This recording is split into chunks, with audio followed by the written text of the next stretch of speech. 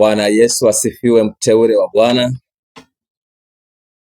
Ni furaha yangu tena kurejea darasani kwenye darasa letu huru la neno la Mungu. Tumekuwa na muda wa likizo ya kutosha na sasa tumerejea tena tuweze kuendelea na masomo mbalimbali katika darasa letu huru. Msimu uliopita somo letu lilihusiana na mapambo. Nina imani kwamba uliweza kufuatilia na ulijifunza mengi katika somo lile. Na leo tunakuja na somo jingine jipya katika darasa hili. Na somo letu la leo ni kuhusiana na mada yetu ya Christmas. Sikukuu zetu za Christmas. Je, sikukuu ya Christmas ni halali kwa mujibu wa neno la Mungu? Je, wanaosherehekea Christmas wafanye vema? Je, wanaogomea kusherehekea Christmas na kuitilia shaka Christmas na kuwahukumu wanaosherehekea Christmas wakidai kwamba wafanya makosa, je, wao wako sahihi? So, katika darasa hili tuna nafasi ya kujifunza. Na wewe pia ninaamini kwamba unao mchango katika darasa hili juu ya somo letu la sikukuu za Christmas au sherehe za Christmas. Nianze na watu wa kundi A wanaoamini kwamba kusherehekea Christmas ni dhambi. Wana sababu zipi za msingi? Hapa kwenye maandalizi yangu ninazo sababu kama 9 hivi, na kama zinapungua labda kidogo, lakini naamini zinafika 9. Na sisemi kwamba zipo hizo tu 9, yawezekana wanazo na nyingine zaidi, na kama utakuwa nayo nje ya hizi ambazo nitakazokutajia muda huu, ninakushauri uje unitumie ili niweze kuingiza kwenye orodha ya sababu zingine ambazo zinawafanya watu wasisherehekee Christmas. Wanaokataa kusherehekea Christmas wana sababu chache kama 9. Wanasema kwamba hakuna mahali Christmas imeandikwa katika Biblia. Kwa hiyo wanasema kwa kuwa hakuna mahali popote imeandikwa, hakuna sababu ya kusherehekea Christmas. Sababu ya pili, wanasema hakuna mahali kuna agizo la kuadhimisha sikukuu ya Christmas katika Biblia. Na kwa sababu hakuna agizo, basi si agizo, na wao wanadai watatii agizo. Pasipo na agizo hawana sababu ya kufanya jambo lolote. Sababu ya tatu wanaoitoa, wanasema hawaoni mahali popote ambapo Yesu Kristo alisherehekea sikukuu ya kuzaliwa kwake alipokuwa hapa duniani. Kwa hiyo na wao wanadai kama Yesu mwenyewe aliyezaliwa hakuweza kusherehekea kuzaliwa kwake, sisi ni akina nani mpaka tusherehekee kuzaliwa kwake? Wanayo sababu nyingine ya 4, wanasema hatuoni mahali popote katika historia ya kanisa la kwanza ambapo kanisa lilisherehekea kuzaliwa kwa Yesu au kanisa liliazimisha kuzaliwa kwa Yesu. Na hivyo wanasema tunashangaa makanisa leo wametoa wapi kuazimisha kuzaliwa kwa Yesu. Na sababu ya 5 wanaoitoa ni hii hapa. Wanasema Christmas ina chimbuko katika sikukuu za kipagani.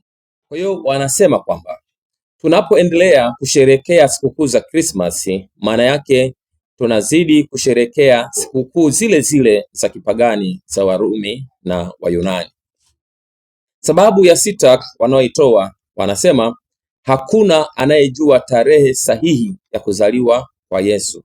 Hivyo tarehe yenyewe 25 ya mwezi wa 12, hiyo ni tarehe ya kubuni tu, ni tarehe ya watu kujitungia.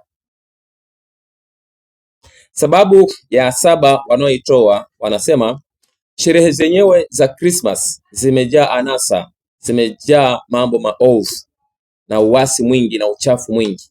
Kwa hiyo hazina sifa kabisa kuwa sherehe za kuadhimisha kuzaliwa kwa Yesu.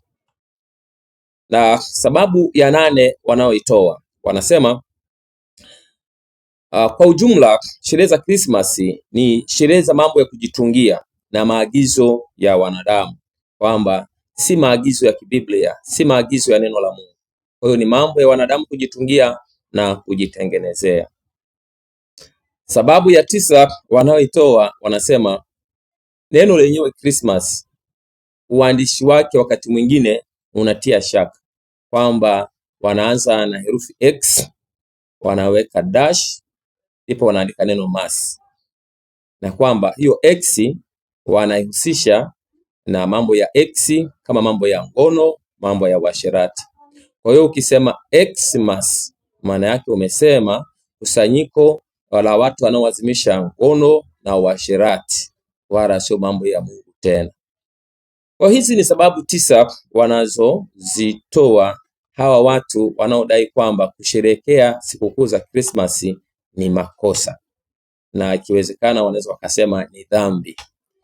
Hivyo hizo ndizo sababu ambazo nimeweza kuzipata za hawa watu wanaodai kusherehekea Krismasi ni tatizo, ni makosa.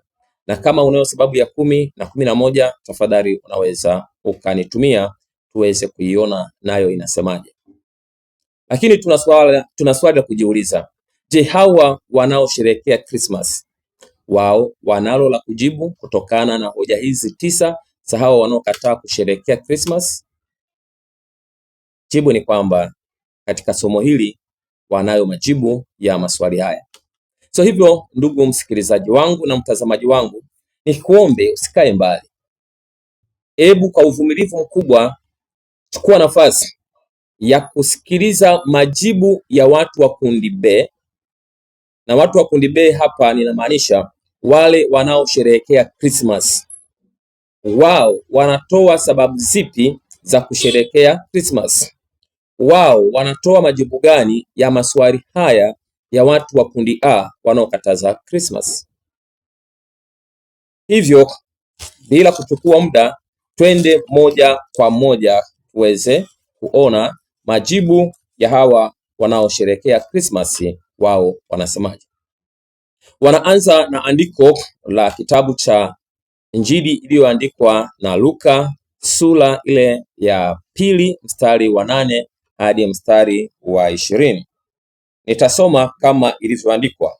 Anasema, na katika nchi ile ile walikuwako wachungaji wakikaa makondeni na kulinda kundi lao kwa zamu usiku. Malaika wa Bwana akawatokea ghafla, utukufu wa Bwana ukawang'alia pande zote, wakaingiwa na hofu kuu. Malaika akawaambia, msiogope, kwa kuwa mimi ninawaletea habari njema ya furaha kuu itakayokuwa kwa watu wote. Maana leo katika mji wa Daudi amezaliwa kwa ajili yenu Mwokozi, ndiye Kristo Bwana. Na hii ndiyo ishara kwenu, mtamkuta mtoto mchanga amevikwa nguo za kitoto, amelala katika hori ya kulia ng'ombe.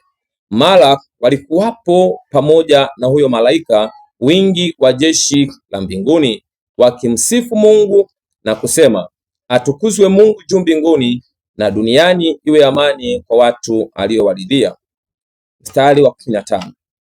Ikawa malaika hao walipoondoka kwenda zao mbinguni, wale wachungaji waliambiana, haya, na twendeni mpaka Bethlehemu tukalione hilo lililofanyika alilotujulisha Bwana. Wakaenda kwa haraka, wakamkuta Mariamu na Yusufu na yule mtoto mchanga amelala horini. Walipomwona walitoa habari walioambiwa juu ya huyo mtoto. Wote waliosikia wakastaajabu kwa hayo walioambiwa na wachungaji. Mstari wa 19. Lakini Mariamu akayaweka maneno hayo yote akiyafikiri moyoni mwake. Wale wachungaji wakarudi huku wanamtukuza Mungu na kumsifu kwa mambo yote waliosikia na kuyaona kama walivyoambiwa. Kifungu hiki ni moja ya vifungu mama ambavyo vinasimamiwa na kundi B wanaosherehekea Christmas. Wanaanza na tafsiri kama ifuatavyo. Kwanza, wanatoa hoja ya kutafuta kujua maana ya neno sikukuu. Sikukuu ni nini? Wanasema sikukuu ni siku ya maadhimisho ya kitu fulani au ni siku ya kufurahikia tukio fulani. Nitarudia tena kwamba sikukuu ni siku ya maadhimisho ya kitu fulani, au ni siku ya kufurahikia tukio fulani, au tunaweza tukasema ni kuadhimisha Idi au jambo fulani. Kwa hiyo kama neno sikukuu ina maana ya kuadhimisha kitu fulani, basi Yesu ni zaidi ya kitu na tukio lake ni zaidi ya kitu. Lina hadhi ya kuweza kuadhimishwa na lina hadhi ya kuwa siku ya kufurahikia. Wanasema tutafakari tena maana ya neno la pili, sherehe. Neno sherehe kwa kamusi yetu ya Kiswahili ya kawaida inasema sherehe ni jumla ya vitendo vya furaha vinavyofanywa na mkusanyiko wa watu ili kufurahikia au kuadhimisha tukio au jambo fulani.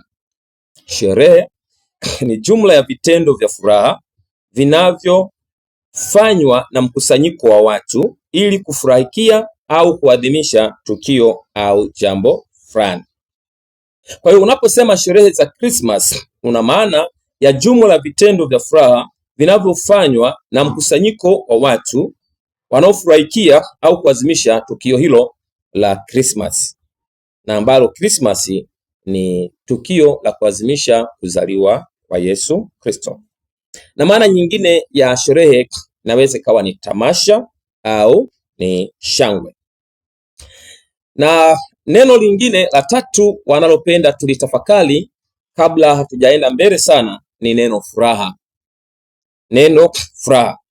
Wanasema neno furaha kwa mujibu wa tafsiri ya Kiswahili cha kawaida ni kwamba furaha ni ukunjufu wa moyo, uchangamfu au hali ya kuridhika au hali ya kustarehe au hali ya kuona furaha. Kwa hiyo kama unafanya sherehe, huwezi kufanya sherehe kama kuna sherehe za kuadhimisha jambo fulani, yawezekana ni la huzuni au ni jambo la kufurahia. Na kama ni jambo la kufurahia, basi kunakuwa na furaha. Na kama ni furaha, basi furaha yenyewe ni ukunjufu wa moyo au ni uchangamfu au ni hali ya kuridhika au ni hali ya kustarehe au hali ya kuona furaha au kuwa na furaha. Na katika ile mistari tuliyoisoma kwenye Injili ya Luka ile sura ya 2 kuanzia mstari wa 8 hadi wa 20, wale malaika ndio wanatoa haya maneno ambayo watu wa kundi B wamependa tuanze na kuyatafakari. Walipowatokea wale wachungaji kule kondeni, waliwaambia wasiogope kwa sababu wanawaletea habari njema ya furaha kuu itakayokuwa kwa watu wote. Hiyo ni Luka 2 mstari wa 10. Wanasema malaika akawaambia, msiogope kwa kuwa mimi ninawaletea habari njema ya furaha kuu itakayokuwa kwa watu wote. Sasa wanaposema hawa malaika, kile wanachokitaarifu wachungaji kwa niaba ya wanadamu wote ni kwamba ni kitu cha furaha, na haishi kuwa furaha, ni furaha kuu. Sasa na neno furaha ni ukunjufu wa moyo, kwamba wanawaletea habari ya ukunjufu wa moyo, wanawaletea habari ya changamko la furaha la moyoni, wanawaletea habari ya kuleta furaha au ya kuleta raha katika mioyo yao. Na sio raha ya kawaida, ni raha kuu au ni furaha kuu. Na neno kuu katika kamusi ya Kiswahili cha kawaida ina maana kubwa. Ina maana neno kubwa au kicheo au kimamlaka au kiheshima. Kwa unaposema furaha kuu unamaanisha furaha au jambo lenye cheo kikubwa au jambo lenye hadhi kubwa au jambo lenye heshima kubwa au jambo lenye uzuri mkubwa. Kwa malaika wanachokileta, wanawataarifu wachungaji kwa niaba ya wanadamu wote kwamba taarifa wanayokuja nayo, habari wanayokuja nayo, jambo wanalokuja nalo ni jambo la furaha kuu. Yaani ni jambo la furaha kuu, na si kwa ajili yao tu, lakini kwa watu wote. Hivyo basi wanadai, je, Yesu hana sifa hizo tajwa hapo juu? Je, hivyo furaha kuu ina maana nini? Maana ya furaha kuu ina maana yenye uzuri mkubwa au yenye hadhi kubwa au yenye heshima kubwa au yenye mamlaka kubwa au yenye cheo kikubwa. Kwa hiyo malaika wanaposema wanatuletea habari njema yenye furaha kuu, basi ukumbuke hiyo habari ina sababu ya kufurahikia, ina sababu ya kufanyiwa shangwe, ina sababu ya kufanyiwa tamasha, ina sababu ya kufanyiwa sikukuu. Na mtu mwingine anaweza kusema si ni habari tu. Unaposema habari, habari ni nini? Habari ni maelezo ya jambo fulani lililotokea. Habari ni maelezo ya jambo fulani lililotokea, au ni ujumbe wa jambo lililotokea, au ni ripoti ya jambo lililotokea. Na wanachokisema sasa, hicho kilichotokea si kitu kibaya, ni kitu kizuri. Ndio maana wanasema ni habari njema. Na neno njema yenyewe ina maana ya mambo mazuri anayofanyiwa mtu. Neno njema lina maana ya mambo mazuri anayofanyiwa mtu. Kwa hiyo malaika hawaji na habari tu ya kawaida, wanakuja na habari ya jambo njema analofanyiwa mtu. Hivyo basi habari njema ni maelezo au ni taarifa au ni ujumbe wa mambo mazuri ambayo anafanyiwa mwanadamu. Kwa hiyo basi tunapozungumzia tendo la kuzaliwa kwa Yesu Kristo, si tendo la kawaida, ni tendo la habari njema, tena lenye furaha kuu. Na ni imani yangu kwamba ulishawahi kuwa na furaha wakati mwingine kwa matukio fulani fulani ambayo yalikufurahisha, na unaweza ukaona matukio ya makusanyiko mbalimbali wanapopata kitu cha kuwafurahisha. Nichukulie mfano wa wanamichezo, hasa wa mpira wa miguu. Utaona wakiwa kwenye majukwaa wanafurahia tendo lao, na ikitokea wamepata goli, na hasa likawa goli la ushindi, utaona wanavyosikia furaha. Na yawezekana furaha isiwe furaha kuu kama hii ya kuzaliwa kwa Yesu. Na utaona jinsi ambavyo watakuwa na vibe kubwa, watakavyofanya shangwe, watakavyoweza kufurahikia jambo lile, watakavyoweza kushangilia. Sasa kwa sababu ni jambo la kuwafurahisha, ni kweli wasubiri agizo la kufurahia? Ni kweli wasubiri agizo la kupiga yowe na shangwe na nderemo? Hapana.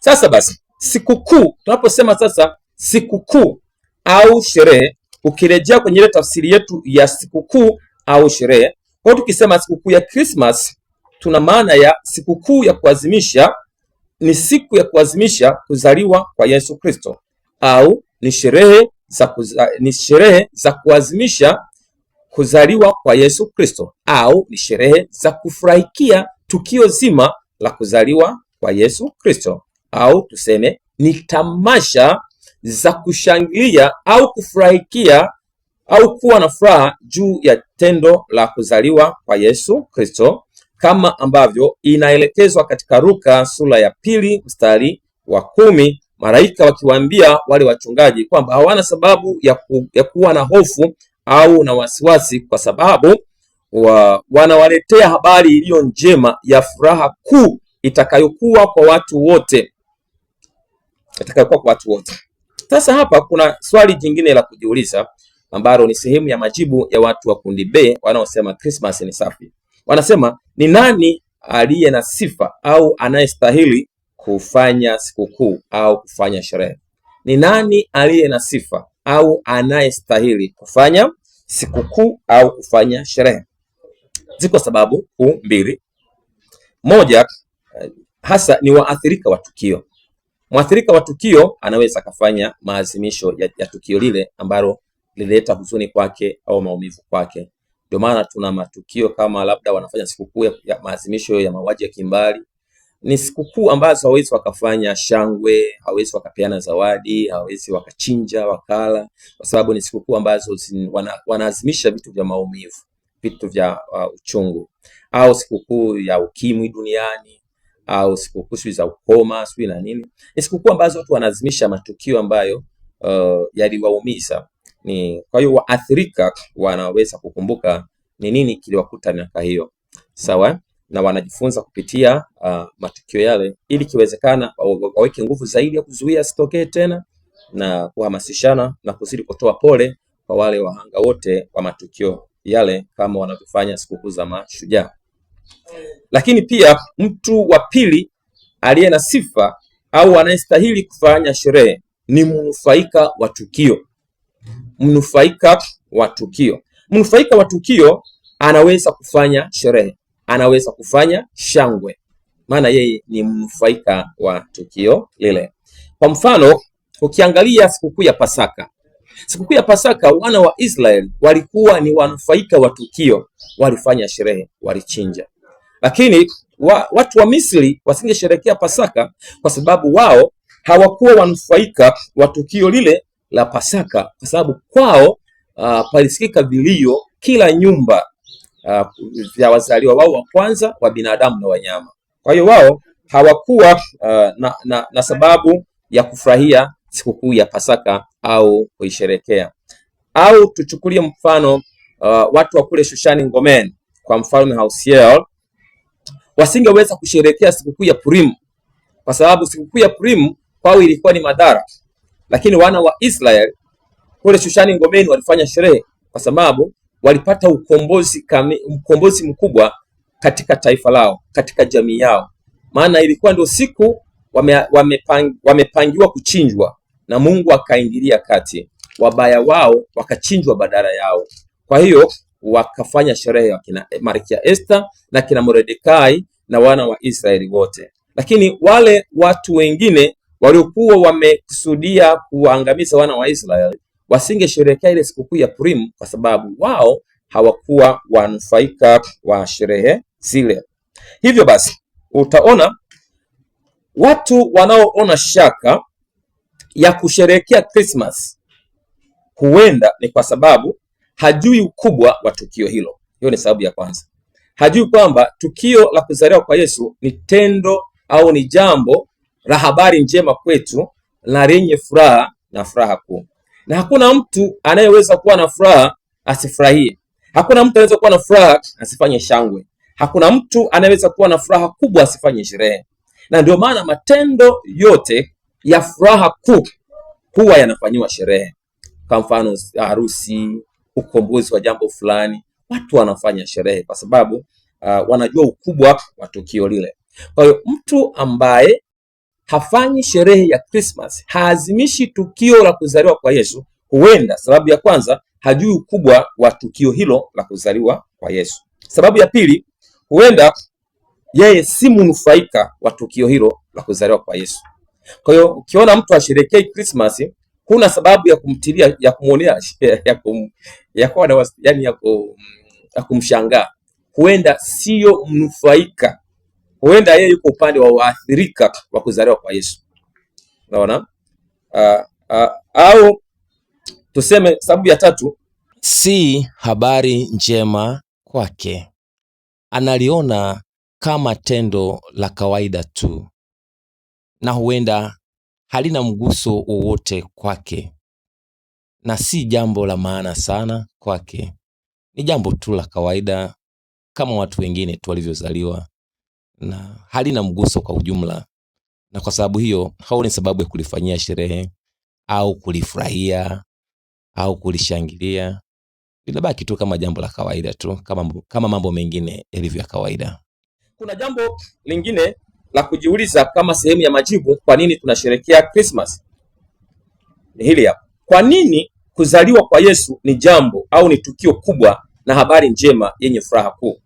Hili ni jambo pia la kutafakari. Kwa nini kuzaliwa kwa Yesu ni jambo au ni tukio kubwa la habari njema yenye furaha kuu? Tena si kuwa tu furaha kuu, lakini ni furaha kuu kwa watu wote. Sababu ya kwanza ni tukio la habari njema, na tumekwisha kuona hapo nyuma nini maana ya habari njema. Habari njema. Habari njema ni maelezo ya jambo fulani lililotokea vizuri, au ni mambo mazuri aliyofanyiwa mtu. Kwa hiyo kuzaliwa kwa Yesu ni jambo kubwa, ni tukio kubwa na ni habari njema yenye furaha kuu, kwa sababu ni tukio la habari njema ambalo, na habari njema yenyewe kwa wanadamu ni ipi? Habari njema yenyewe ni hapa kwamba mwanadamu ameipata njia ya kumrudia muumba wake, au kwamba njia ya mwanadamu kumrudia muumba wake imefunuliwa wazi. Kumbuka, tangu anguko la mwanadamu kule Eden, njia ya mwanadamu kumrudia Mungu ilikuwa haijakaa sawa, ilikuwa haijafunuliwa, haijawa wazi. Kwa hiyo kuja kwa Yesu duniani basi ilikuwa ni kufungua njia ya mwanadamu kumrudia muumba wake, na hiyo njia ilikuwa imefunuliwa wazi. Na hii ni kusema kwamba Mungu ameuvaa mwili na kuja kukaa na mwanadamu. Kwa tendo la Mungu kuvaa mwili na kuja kukaa na wanadamu ni tukio kubwa. Hivyo tunasema hili ni moja ya madhihirisho makuu ya Mungu kwa wanadamu kuliko madhihirisho mengine yoyote yaliyowahi kutokea tangu anguko la mwanadamu. Kwa hiyo tendo la Yesu kuvaa mwili tunasema ni madhihirisho, ni mafunuo ya Mungu kwa wanadamu yaliyo makubwa zaidi kuliko mafunuo mengine yoyote ambayo yamewahi kuwepo tangu mwanadamu alipoanguka. Hii ikiwa na maana kwamba ni ujio wa Mungu kwa wanadamu. Yaani Yesu anapozaliwa tunasema ni ujio wa Mungu kwa wanadamu. Ndio maana anaitwa Emmanuel, yaani Mungu pamoja nasi. Au tuseme tendo la Yesu kuzaliwa kuja duniani, tunasema dunia imepata ugeni maalum kutoka mbinguni. Imepata ugeni maalum. Na hakuna nchi yoyote au mji wowote au familia yote ikipata ugeni maalum ambao una habari njema kwao, ambao una majawabu ya mahitaji yao, hao watu wenye familia hiyo au wenye mji huo wasifanye sherehe kwa ujio huo. Kwa hiyo na dunia ilikuwa imepata ugeni maalum, ugeni ambao ulikuwa haujawahi kutokea tangu mwanadamu alipoasi. Maana yake ni nini? Maana yake ni kwamba tumekumbukwa na Mungu. Maana yake ni nini tena? Maana yake ni kwamba tumepata ugeni mkubwa toka mbinguni ambao umekuja na zawadi kubwa na bora sana kuliko zote katika maisha ya wanadamu. Sasa kama mwanadamu unaweza ukaona kwamba kumbe mbingu zimekuja duniani na zimekuja na zawadi kubwa kuliko zawadi zingine zozote ambazo nimewahi kupata, kwa nini usiwe na furaha? Na ndio maana mbingu zenyewe zilizokuwa zimeratibisha ujio wa hapa duniani zilipoona Yesu anazaliwa, mbingu zilishangilia, mbingu zilifanya sherehe, mbingu zilifunguka, na malaika walionekana wakipanda na kushuka wakimtukuza Mungu, wakimsifu Mungu na kusema, atukuzwe Mungu juu mbinguni na duniani iwe amani kwa watu aliowaridhia. Mbingu zenyewe zinafanya shangwe, mbingu zenyewe zinafurahi kwa sababu zinaona kile ambacho dunia inafanyiwa ni kitu cha kumshukuru Mungu, ni kitu cha kumtukuza Mungu, ni kitu ambacho hakipaswi kusahauliwa na ni kitu ambacho hakipaswi kuchukuliwa poa. Ni ujio mkubwa, ni ujio mkubwa.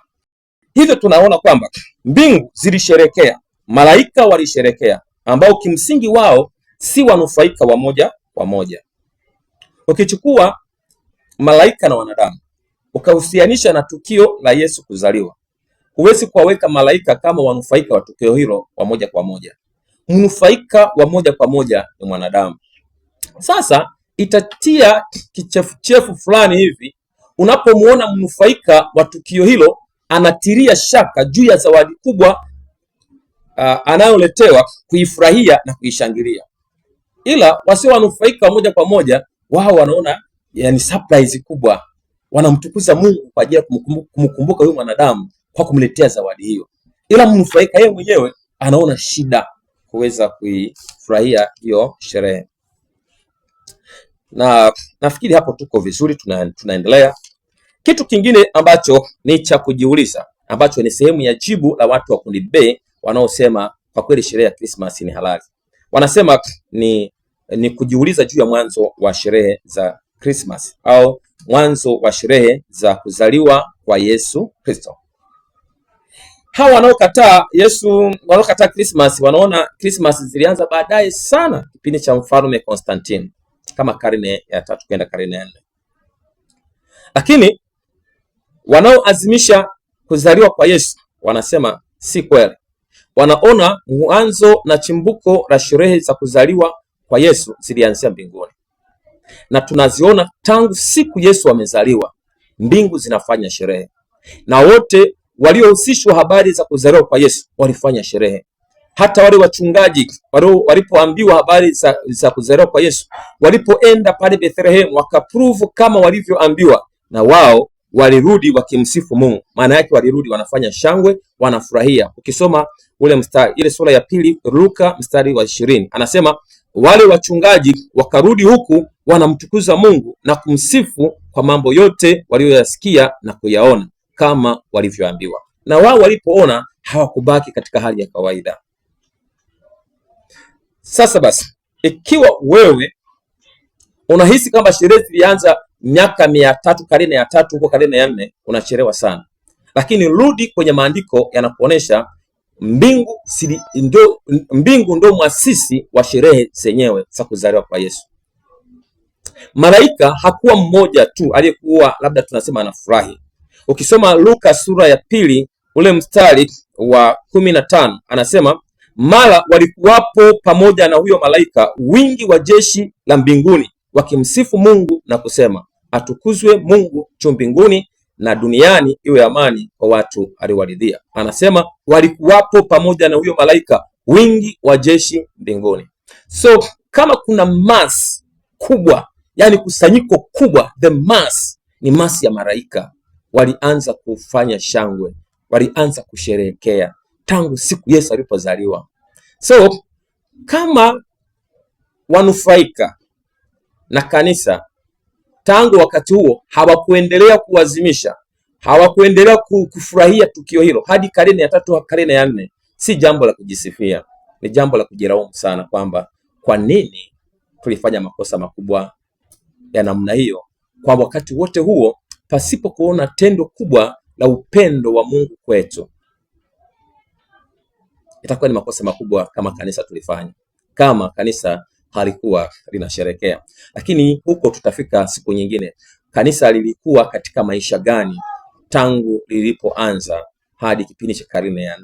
Lilikuwa linapitia madhira gani, na lilikuwa linawezaje kuadhimisha katika mazingira yale ya kuwindwa kama digidigi wakati wote? Huko tusifike. Lakini tunasema kama kanisa lilipuuzia kuwa na maadhimisho ya tukio kubwa hili ambalo mbingu zenyewe zimeasisi, basi kanisa lilikuwa limefanya moja ya makosa makubwa. Kwa mwanzo wa sherehe ni mbinguni. Mwanzo wa sherehe ni kuanzia Yesu Kristo alipozaliwa. Sasa tuangalie sababu za kuzaliwa kwa Yesu. Hizi sababu za kuzaliwa kwa Yesu zinaupa ubora wa tukio hilo. Sababu za kuzaliwa kwa Yesu zinalipa heshima tukio hili, zinalipa hadhi ya kufanyiwa sherehe. Sababu ya kwanza, mojawapo ya kwa nini Yesu azaliwe, ni ili aweze kuwa kuhani mkuu. Ukisoma Waibrania sura ya 6 mstari wa 20 na ukisoma Waibrania sura ya 8 mstari wa 1 hadi ule mstari wa 7, walikuwa makuhani wengi, lakini walikuwa wanatumika katika madhabahu hapa duniani, wakati hati zetu za mashtaka zilikuwa mbinguni usoni pake Mungu, na hakuna kuhani ambaye alikuwa na uwezo kufika kule usoni pake Mungu. Kwa hiyo ilimlazimu apatikane kuhani mwingine aliye na sifa ya kuweza kufika huko, na ni Yesu Kristo. Kwa hiyo kumpata Yesu tumepata uhai, kumpata Yesu tumepata uzima, kumpata Yesu tumepata ufumbuzi wa hatima ya maisha yetu ya umilele.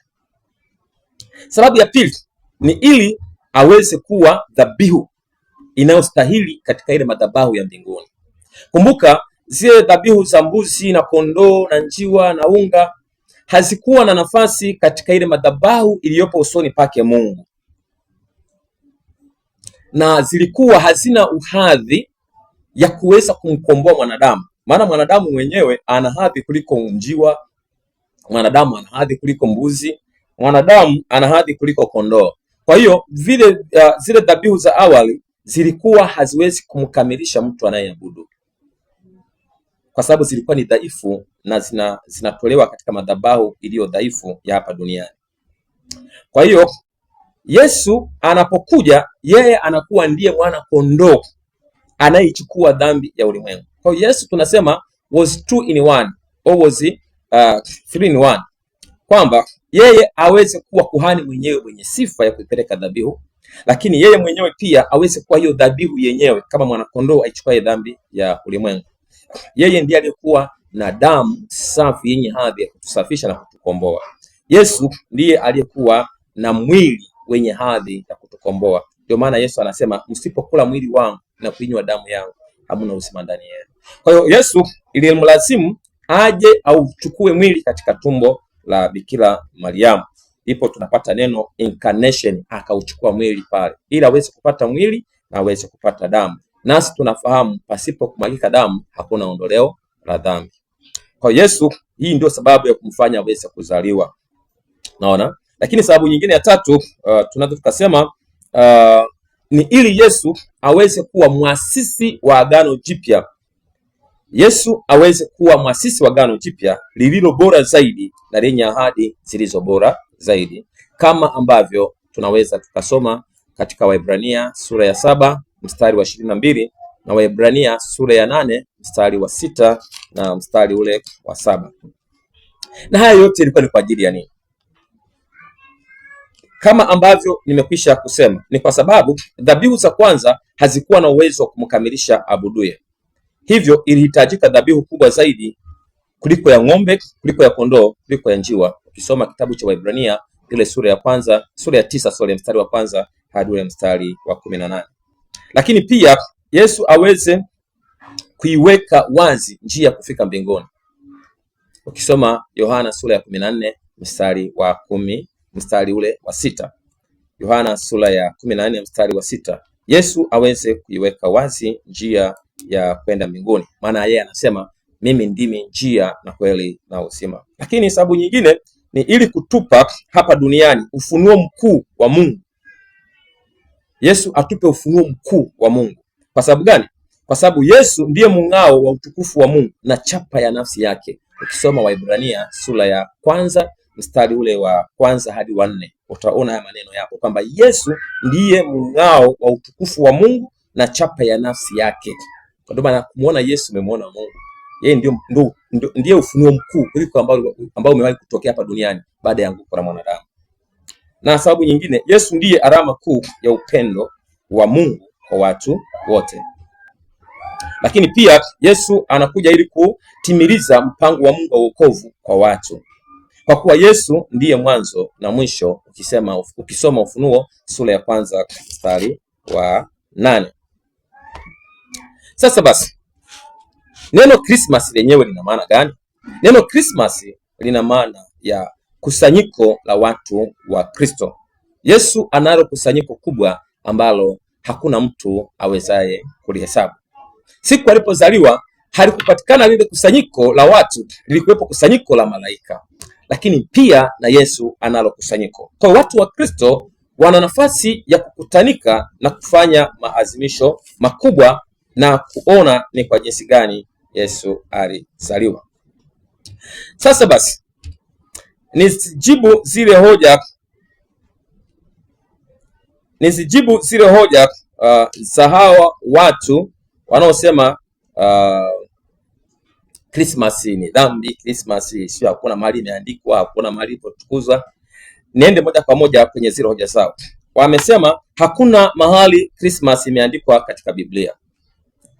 Ni kweli kwamba hakuna neno Christmas katika Biblia, lakini huwezi kukosa maudhui ya Christmas katika Biblia. Kama ambavyo tunayo maneno mengi katika Biblia ambayo hayajaandikwa, tunayo maneno mengi katika kanisa ambayo hayajaandikwa exactly katika Biblia, lakini tunayaona yamo ndani ya Biblia kwa maudhui yake na tunayatumia. Kwa mfano, niseme neno mojawapo, neno umisheni au missionary. Huwezi kuona neno umisheni au missionary kwenye Biblia, lakini tunao katika Biblia umisheni na umishonari. Kwa hiyo utasema tusifanye umisheni kwa sababu hakuna umisheni ulipoandikwa kwenye Biblia. Umisheni upo na mwasisi wa umisheni ni Mungu. Unaona? Hivyo utakuwa unakosea kusema eti hatuoni mahali pameandikwa neno umisheni. Lakini pia hakuna mahali ambapo kwenye Biblia pameandikwa utatu mtakatifu.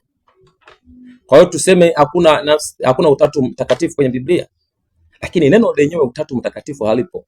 Lakini unapoona maudhui na mazingira ya Biblia yanakuonesha utatu mtakatifu. Kwa hiyo ukisema ambako ulikuta neno limeandikwa utatu mtakatifu ndio ukubaliani. Lakini je, huwezi kusoma Biblia ukaona maudhui yanayokuonesha utatu mtakatifu? Na yako maneno mengine, tukiacha neno umisheni, ukiacha neno utatu mtakatifu, yako mengine kadha wa kadha ambayo huwezi kuyaona yameandikwa exactly, lakini maudhui ya Biblia yanakufunulia kwamba yapo. Na ukitafuta maudhui ya watu wa Kristo ndani ya Biblia huwezi kuyakosa. Yesu anao watu wengi. Yesu anao kusanyiko kubwa sana. Hata malaika ni kusanyiko lake. Na lenyewe tulianza kushangilia na kufanya sherehe wakipanda na kushuka, wakifurahi kuzaliwa kwake. Wewe ni nani? Wewe ni bora kuliko hao malaika? Wewe ni bora kuliko wale wachungaji ambao walifanya sherehe? Kwa sababu ya kwanza haina msingi Biblia. Sababu ya pili, wamesema hakuna mahali kuna agizo la kuadhimisha sherehe za kuzaliwa kwa Yesu. Kwamba sherehe zingine tunaziona zimetajwa, sherehe Mungu akaagiza sherehe ya Pasaka, akaagiza sherehe ya Pentecoste, sherehe za vibanda. Yes. Lakini ukisema kila sherehe iliyopo kwenye Biblia ilitegemea agizo la Mungu, Mungu akawaagiza, si kweli. Siko sherehe kwenye Biblia ambazo wanufaika wa tukio waliamua kufanya sherehe na Mungu hakuwahukumu kwamba ni kosa kwao. Siko sherehe tu nyingi kwenye Biblia ambazo hazikuwa zinategemea Mungu kutuma malaika au kutuma nabii kwenda kuambia washerekee. Zipo sherehe nyingi na walikuwa wanazisherekea na hazikuwahi kuwa dhambi kwao. Mojawapo ya sherehe ni kama hii ifuatayo. Ukisoma Biblia katika kitabu kile cha Waamuzi sura ya 11. Waamuzi sura ya 11 mstari wa 34 hadi mstari wa 40. Utaona mabinti za Yerusalemu waliamua wenyewe kuwa wanafanya sherehe za kumkumbuka binti yake na mwamuzi Yefta, ambaye alionyesha uadilifu na uaminifu mkubwa kwa Mungu na kwa baba yake. Maana baba yake alikuwa ameweka nadhiri kwa Bwana, kama Mungu akimshindia katika ile vita, kitu cha kwanza kumlaki akiingia malangoni mwake atakitoa kuwa sadaka ya kuteketezwa kwa Bwana. Na aliporudi kwa ule ushindi, binti yake naye akafurahi, baba yake ameshinda, akawa wa kwanza kumlaki. Baba yake akaona, mwanangu, nina mtoto mmoja tu, ni wewe wa kike, na niwe umetangulia kuja kunilaki, na mimi nimeweka nadhiri kwa Bwana. Binti akamwambia, baba, wala usikuumize, kwa kuwa Bwana ametuondolea watesi wetu. Ila akaomba ruhusa kwa baba yake apate nafasi ya kwenda kuombolezea wanawali wake mahali fulani. Na baada ya zile siku zilipotimia, yule mtoto aliweza kurudi, na maandiko yanasema baba yake akamtenda kama ambavyo alikuwa amemwapia Bwana. Na mabinti wa Israeli wakawa wanafanya kila mwaka, wanakuwa na sikukuu kama ya siku 2, siku 3, siku 4, wakikumbuka tendo la ushujaa la binti yule wa Yefta. Hawakusubiri eti tusubiri nabii wa Bwana atuambie, Bwana ameniambia enyi mabinti wa Israeli muwe mnafanya sherehe kila mwaka kumkumbuka binti Yefta. Hapana, waliona ushujaa na tendo kubwa la uzalendo katika Mungu na katika taifa, wakaona kwa kweli hatuna budi kuwa na maazimisho ya kila mwaka juu ya binti binti Yefta, na ilikuwa ni jambo jema katika taifa la Israeli. Hapo unasemaje? Utasema ile haikuwa sikukuu kubwa, Bwana alikuwa anasherehekea tu wa mabinti wa Israeli. Sawa, lakini kuna sikukuu ya Purimu. Sikukuu ya Purimu unaiona kwenye kitabu cha Esther sura ya 9 mstari wa 17 na mstari wa 32. Hii sikukuu ya Purimu ni mara baada ya wana wa Israeli walipokuwa wamekoswa kuuawa wote kule Shushani ngomeni. Kile kisa ukisoma unakifahamu. Sasa ubao ulipowageukia wabaya wao, wale wabaya wao wakauawa, wana wa Israeli wakafanya shangwe, wakasema, Mungu umetuona, Mungu umetunusuru na upanga huu ambao wakina Hamani wataka kutuangamiza. Wakafanya sherehe kubwa, wakaita sherehe ya Purimu, na wakatoa agizo, wakasema, jamani, kila mtu atakuwa anasherehekea katika huu mwezi wa Adari siku ya 10 na ngapi, ya 14 na 16, hizo tena siku 2, sio siku moja, tutakuwa tunafanya sherehe. Na wakasema ole wake atakayekuwa anapuuzia hii sherehe. Naona hawakusubiri eti nabii wa Bwana aoteshwe. Mungu ameniambia kwa kuwa nimewaokoa katika mikono ya kina Hamani, kwa hiyo basi kuanzia sasa hii siku ya 10 na ngapi ya mwezi wa Adari mtakuwa mnanifanyia sikukuu Mungu. Hapana, walifahamu kabisa kwamba wao ni wanufaika wa tukio lile jema ambalo Bwana amewafanyia la kuwakomboa. Wakaona kwa kweli hatuna budi kila mwaka kufanya sherehe kwa siku mbili kuadhimisha tendo hili kubwa ambalo Mungu ametuponya tukiwa huku Shushani ngomeni. Walifanya sherehe na zikaendelea zile sikukuu, na hazikuwa dhambi kwao, na Mungu hakuwahi kuwalaumu kufanya hivyo. Lakini sio sikukuu tu ya Purim, siku nyingine tu nyingi. Sikukuu nyingine ni sikukuu ya kutabaruku. Hii sikukuu ya kutabaruku ukisoma, nafikiri ni Injili ya Yohana, utaiona hii sikukuu ya kutabaruku waliifanya wana wa Israeli. Hii sikukuu ilianza kama karne ya 4 kabla ya Kristo, na ni baada ya tukio la wana wa Israeli wakiongozwa na Yuda Makabayo kulikomboa na kulisafisha hekalu lao lililokuwa limenajisiwa na miungu ya Kigiriki na kuzuiliwa kufanya ibada zao za Mungu Jehova. Kama taifa wakaanza kuishi maisha bila kuwa na Mungu wao, bila kuwa na ibada kwa Mungu wao, bila kuwa na ibada ya ushirika na Mungu wao kwa muda wa kutosha. Wakaona wameangamia, wakaona wamepotea. Lakini Mungu akainua roho ya uzalendo ya wanaharakati kwa timu iliyoongozwa na Yuda Makabayo, wakafaulu kukomboa hekalu lao na kulisafisha na kuondoa miungu yote ile ya Kigiriki na kurejesha Mungu Jehova katika ibada ile. Na walifanya furaha kubwa sana kwamba Mungu, tunakushukuru sasa tumeikomboa nyumba ya Mungu wetu Jehova. Na kuanzia hapo wakaanza sikukuu ya kutabaruku, na Yesu mwenyewe sikukuu hiyo aliikuta na aliisherekea. Ukisoma Yohana sura ya 10 mstari wa 22, sikukuu ya kutabaruku Yesu aliikuta wala hakuilaani. Wakina Yuda Makabayo hawakusubiri eti mpaka nabii atokee kula waambie Bwana ameniambia kwa kuwa nimewatetea, mmeshinda hiyo vita, mtakuwa mnafanya sikukuu kwa ajili ya Bwana kila tarehe fulani.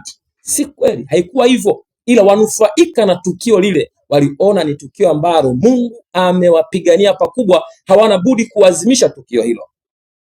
Na ziko sikukuu kadha wa kadha. Kwa hiyo hii hoja kwamba eti hakuna mahali kuna agizo la sikukuu, kwa hiyo hatuwezi tukafanya, si kweli. Wanufaika wa tukio ndio wana nafasi ya kuexamine kunufaika kwao na tukio lile. Kama kanisa tukiangalia tukio la kuzaliwa kwa Yesu ni zawadi kubwa kwetu, linafunua upendo wa Mungu kwetu, linafunua uzima kwetu, linafunua ujilio wa Mungu kwetu, linafunua ugeni mkubwa wa mbinguni kwetu. Na kwa nini tusiupokee huo ugeni na kuadhimisha? Mungu, asante umetujia kututembelea wanadamu. Au tumsubiri Mungu kwamba eti mimi nimewatembelea wanadamu hata mnifanyie sherehe. Kwa hiyo tusubiri kabisa mbingu tuambiwa basi mnifanyie sherehe kwa sababu nimewapendelea wanadamu. Sasa sisi tuko watu wa namna gani? Ndio maana maandiko yanasema yeye ajuaye kutenda jema silitende kwake ni dhambi. Kwa sababu kufanya sherehe ni moja ya kuonyesha moyo wa shukrani. Tunatambua kile ambacho Mungu ametufanyia. Tunaonyesha moyo wa shukrani kwa Mungu kwamba Mungu, sisi hatuna cha kukulipa, umefanya mambo makubwa kwa ajili yetu. Hiyo tunasema ni sherehe.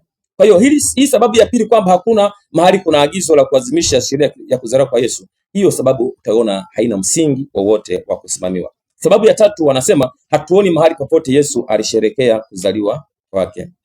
Hii sababu pia na yenyewe haina mashiko, kwa sababu utaweza kuona furaha ya Yesu na sherehe ya Yesu msingi wake haikuwa katika yeye mwenyewe kujifurahia katika jambo hili. Yeye ilikuwa ni katika kutimiliza kusudi lake kwetu, na wala Yesu hakuwa na sababu ya kuchukia siku kuzaliwa kwake.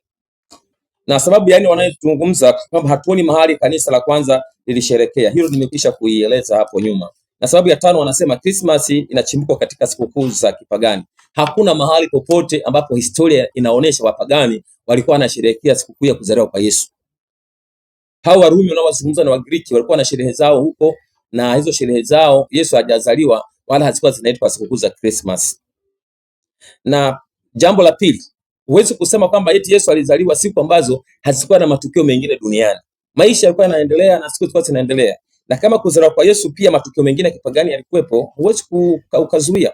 Lakini tatu, na kama kuzaliwa kwa Yesu kuifaulu kuziondoa sikukuu za kipagani, basi nayo ni moja ya ushindi. Tungetamani kuona tukio la kuzaliwa kwa Yesu kuondoa sikukuu nyingi sana za kipagani, Kristo aweze kutawala.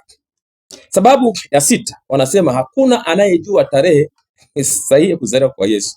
Sasa mambo haya tarehe sahihi utajua wewe mwenyewe, kwa sababu watu hatusherekei tarehe wala hatusherekei siku ya Alhamisi au Ijumaa. Tunasherekea tendo zima la kuzaliwa kwa Yesu. Lakini pia unatakiwa ufahamu tarehe hizi huwa zinaweza zikabaki na msimamo wa mtu kulingana na tukio, na ndio maana mpaka sasa hivi hata kwenye sherehe za watu kuzaliwa, mtu alizaliwa tuseme tarehe 5 mwezi wa 3, so anaangalia mwingine kwenye kusherehekea hiyo tarehe 5 mwezi wa 3, anaangalia hivi tarehe 5 mwezi wa 3 mwaka ule ilikuwa ni siku gani? Ilikuwa ni Alhamisi. Kwa tarehe 5 mwezi wa 3 ilikuwa ni Alhamisi ya wiki ya kwanza ya mwezi. Kwa hiyo mtu unakuta anaamua kusherehekea kwake yeye sio tena tarehe 5 mwezi wa 3, yeye anasherehekea Alhamisi ya kwanza ya wiki ya mwezi wa 3. Kwa kila mwaka anaichungulia Alhamisi ya kwanza mwezi wa 3. Sasa hiyo Alhamisi ya kwanza mwezi wa 3 kama itakuwa ni tarehe 4, itakuwa tarehe 5 tena, itakuwa tarehe 7, itakuwa tarehe 8. Hiyo haimsumbui. Yeye anazingatia kwamba nilizaliwa ilikuwa ni siku ya Alhamisi ya kwanza ya mwezi wa 3. So yes, iko pale. Kwa hiyo hatukimbia na siku. Lakini kuna mwingine anasema hapana, mimi sitaki kuzingatia tu kwamba ilikuwa ni Alhamisi. Mimi nataka niangalie tu kwamba ilikuwa ni tarehe 5. Yes, siku ile ilikuwa ni tarehe 5, siku ya Alhamisi. Lakini utakuta yeye anasherehekea Alhamisi nyingine, tarehe 5 imeangukia Ijumaa, tarehe 5 imeangukia Jumapili, tarehe 5 imeangukia Jumanne. Lakini anasherehekea, lakini ukimuuliza, "Mbona unasherehekea siku ya Jumanne? Kwani ulizaliwa siku ya Jumanne?" Anakuambia tarehe 5.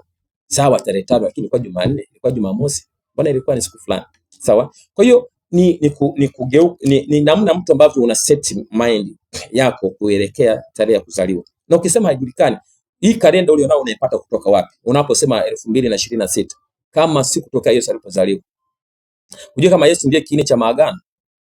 Unapohesabu kurudi nyuma na kuja huku mbele, Yesu yupo pale katikati. Jesus is there as a center of covenant.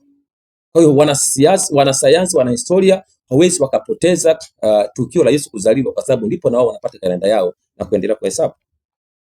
Na kama unahisi siku hiyo tarehe 25 sio yenyewe, wewe siku unayoijua ya halali ya kuzaliwa kwa Yesu ni ipi, ukasherehekea. Sababu ya 7, wanasema sherehe ni sherehe zilizojaa anasa na uchafu mwingi. Ndugu yangu, wewe hapo ni kukashifu tu wana kanisa na ni kuwakashifu wanaomsherehekea Kristo. Sawa? Ni kulikashifu kanisa na kuwakashifu wanaosherehekea kuzaliwa kwa Yesu Kristo. Kwa sababu unapozungumza sherehe zimejaa anasa na uchafu, umejidhihirisha mle kanisani watu wanapomsifu Bwana wako wanafanya uzinzi na uasherati, hawalitukuzi jina la Mungu, hawana furaha na Mungu wao. Sawa? Unapolihukumu kanisa kwa matukio yanayoendelea nje ya kanisa, unamaanisha nini? Unamaanisha kuna siku ambazo watu wa ulimwengu wanaenda likizo wafanye uchafu wao na uovu wao? Mbona watu wa dunia wanaenda kufanya anasa zao hata siku zingine? Kuna siku ipi watu wa dunia wanaenda likizo wafanye uovu wao? Kwamba siku hiyo ambapo watu wa duniani wafanye uovu wao na anasa zao, basi ndio tufanye iwe siku ya kuzaliwa kwa Yesu. Hutoipata, kwa sababu shetani hajawahi kwenda likizo. Kwa hiyo sababu nayo pia haina msingi. Wanaosema hivyo ni mambo ya kujitungia na maagizo ya wanadamu. Si kweli. Lakini kama wanadamu wamejitungia, basi wamepatia, kwa sababu wameona moyo wa shukrani na moyo wa upendo wa Mungu kwao. Na sababu hii wanaosema ya 9 kwamba linaanza na neno X au ni Xmas. Kwa hiyo X ni ngono, ni uzinzi, ni uasherati. Kwa hiyo wanasema Xmas ni kusanyiko la watu wa X, watu wa ngono. Sasa kama ni tatizo la mwenye akili hiyo. Kwa sababu kama huyu mtu anaamini kwamba kila anapoikuta X ina maana ya ngono, basi huyu mtu ndio tatizo lenyewe, wala sio tatizo la kusema Xmas. Kwa sababu hata kwenye herufi X sipo. Kwa hiyo herufi X iliko pale iko ina maana ya ngono kweli? Si kweli. Au unapofanya hesabu za kuzidisha kuna X. Kwa hiyo zile hesabu ni hesabu za ngono? Au unapoenda barabarani ukakuta kuna makutano ya barabara na reli, kuna alama ya X. Kwa hiyo pale wamekwambia kwamba ile ni alama ya makutano ya ngono na uzinzi? Kweli ndio tafsiri ulionayo? Kwa maana nimesema ukishaanza kuona mtu ana tafsiri za X na ngono kila anapoikuta X, basi hilo ndio tatizo lenyewe la akili ya mtu huyu. Na wala tatizo sio X yenyewe. Lakini inafaa ufahamu kwamba X, wanaposema Xmas, X ni kifupisho cha herufi za Kigiriki za chi. Wanaposema Christos, ile kifupi ule ufupisho wa jina la Kristo la Christmas kwa Kigiriki ni X, na X hiyo ni herufi ya Kigiriki ikiwa ni kifupisho cha Kristo, kwamba Kristo mas, na wala haina shida yoyote. Unaweza ukaingia ukagogo, utaona inakuambia kitu hicho. Baada ya sababu hizo 9 kuzipitia wanazozitoa na tukagundua kwamba hazina sababu ya msingi wa kusimamia, nitoe wito ufuatao. Ni vizuri wewe ambaye unamwamini Yesu Kristo kuwa Bwana na Mwokozi wa maisha yako kuazimisha tendo zima la kuzaliwa kwake, kwa sababu wewe ni mnufaika wa kuzaliwa kwa Yesu. Wewe hujaathiriwa na kuzaliwa kwa Yesu. Wewe ni mnufaika wa kuzaliwa kwa Yesu. Kuzaliwa kwa Yesu kumebeba Yesu kwa kuipata damu. Asingezaliwa, asingepata damu ya pale msalabani. Kuzaliwa kwa Yesu kumempatia Yesu kuvaa mwili. Akiwa kule mbinguni ni roho, hana mwili. Asingeweza kupata mwili. Kuzaliwa kwa Yesu kumemfanya aweze kuwa mtu na kuwa kuhani wetu anayestahili madhaifu yetu. Kwa hiyo tendo la Yesu kuja duniani ni kiini cha imani yetu ya Ukristo. Kuja kwa Yesu duniani ni mafunuo ya kiini cha upendo wa Mungu kwa wanadamu. Kuja kwa Yesu duniani ni zawadi kubwa kwetu wanadamu. Kuja kwa Yesu duniani ni majirio na madhihirisho makuu ya Mungu kwetu kwa wanadamu kuliko wakati mwingine wote baada ya anguko. Kwa hiyo kuzaliwa kwa Yesu ni tendo la furaha. Kuzaliwa kwa Yesu ni habari njema kwetu. Kuzaliwa kwa Yesu si tu kuwa habari njema, ni habari njema yenye furaha kuu. Na kama unatilia shaka kufurahia tukio hilo, wewe tuna mashaka na kunufaika kwako na Yesu Kristo, kwa sababu yeye aliyenufaika na Yesu Kristo amenufaika na kuzaliwa kwake. Analitambua kama tukio kubwa lenye heshima kuu na lenye furaha kuu, na hana sababu ya kukwepa kufanya shangwe na furaha. Na hakuna mtu ambaye amekuwa na furaha tena kwa furaha kuu asishangilie, asifanye shangwe. Kwa maandiko yanasema kuzaliwa kwa Yesu ni tendo kubwa mno sana. Ni tendo limeweka historia katika dunia. Ni tendo limeleta kalenda ya dunia. Ni tendo limeleta nuru kwa wanadamu. Ni tendo la kujivunia. Ni tendo la kufurahia. Tunamshukuru Mungu kwa ujilio wake kwetu, na tunamshukuru Mungu kwa kumwachilia mwana wa pendo lake kuja kwetu. Tunamshukuru Mungu kwa sababu alijidhihirisha kwetu kupitia Yesu Kristo mwana wa pendo lake. Na tunamshukuru Mungu kwa sababu alikaa pamoja na sisi wanadamu kwa njia ya Yesu Kristo. Na hata sasa tunazidi kulitukuza jina lake na kuheshimu tendo lile la Yesu la unyenyekevu, kuacha heshima yake, utukufu wake, akakubali kuvaa mwili wa utumwa, mwili wa udhaifu, akawa mtii kabisa, akaja duniani. Kwa kweli ni hali ya juu sana, ni hali ya kujishusha ya juu sana ya Yesu Kristo, na akakubali kabisa tena kuzaliwa kwenye holi la kulia ng'ombe. Yeye aliye mfalme wa wafalme, yeye aliyetoka mahali pazuri penye heshima. Ni tendo la unyenyekevu mkubwa sana. Kwa hiyo tunapolikumbuka tukio hilo, lazima tuwe wapole na kumtukuza Mungu na kumwambia Bwana, tunaliazimisha jina lako kama ambavyo malaika waliazimisha. Asante sana kwa kusikiliza, na kama una swali unaweza ukauliza tena, ukawasiliana na sisi. Lakini pia usisahau kutusapoti katika darasa letu huru ili tupate vitendea kazi vizuri katika darasa letu. Tunahitaji kamera, tunahitaji kompyuta, tunahitaji mic. Na Mungu akubariki sana. Unaweza kuwasiliana na sisi kwa namba ya simu ya 0767950038. Usisahau kucomment, usisahau kusubscribe, usisahau kulike, usisahau kushare na watu wengine.